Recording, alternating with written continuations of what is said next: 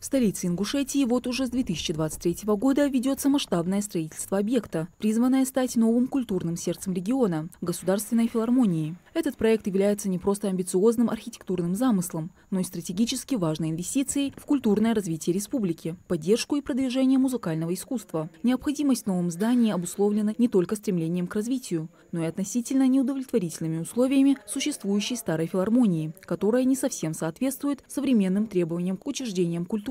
Проблемы старой филармонии касаются всех аспектов деятельности, а именно технического оснащения, акустики, инфраструктуры и комфорта условий для артистов.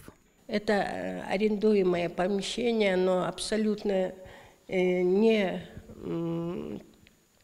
подстроено под концертные учреждения, поэтому вот в таких залах у нас по графику работает с обеда оркестр народных инструментов, с утра работает женская вокальная группа, между ними еще умудряются работать солисты наши, вокалисты. В очень тесненных условиях в зале, где 10-12 пар, не разойтись, работает у нас ансамбль народных инструментов.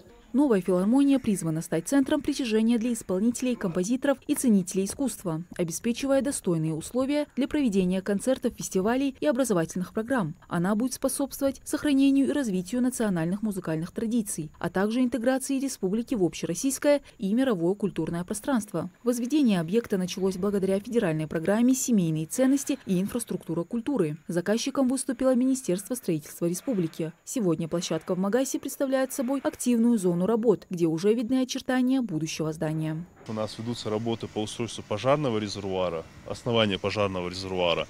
У нас, получается, мы ведем работы по устройству котельной, теплотрассы, подпорной стенки. И непосредственно в самом здании у нас вот в административном блоке остался последний этаж железобетонный, он поменьше будет. И в концертном зале у нас мы на данном этапе ведем работы по устройству арматурного каркаса второго этажа. Ну и остался, получается, второй и третий этаж, это именно по железобетону. Также у нас осуществляются работы по кладке перегородок. Генеральным подрядчиком выступает подрядная организация «Строймонолит», которая несет на себе всю ответственность за координацию строительного процесса, соблюдение технологических норм управления ресурсами. Для реализации этого грандиозного объекта из государственного бюджета было выделено 1 миллиард 822 миллиона рублей. Такой бюджет обоснован исключительными требованиями, предъявляемыми к сооружениям такого типа. Культурный объект расположился на земельной площади 2 гектара. Он станет крупнейшим в регионе и сможет вместить в себя до 800 зрителей. Госфилармония возводится в рамках исполнения поручения президента России Владимира Путина. Сам объект у нас состоит из 2 блоков. Слева то, что мы наблюдаем, это у нас административный блок. Справа это у нас концертный зал. Вот, в административном блоке там в основном техпомещения, обслуживающий персонал и все такое. Но помимо этого там есть еще академический зал на 114 мест. В концертном зале у нас предусмотрено посадочное мест 688 плюс 40 приставных мест.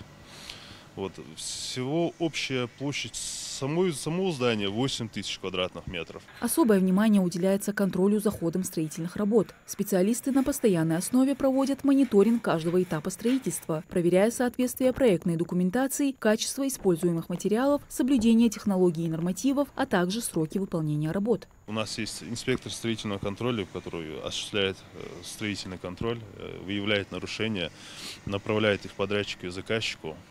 И они в рабочем порядке устраняются. Завершение строительства новой государственной филармонии в Магасе к 2026 году станет поворотным моментом для всей республики, предоставив современные условия для выступления профессиональных коллективов и солистов, что позволит значительно повысить качество концертов и привлечь артистов международного уровня. В стенах новой филармонии будут созданы все условия для изучения, сохранения и популяризации ингушских музыкальных традиций и фольклора. Мадина Цора, Билал Ахильгов, Магас, 24.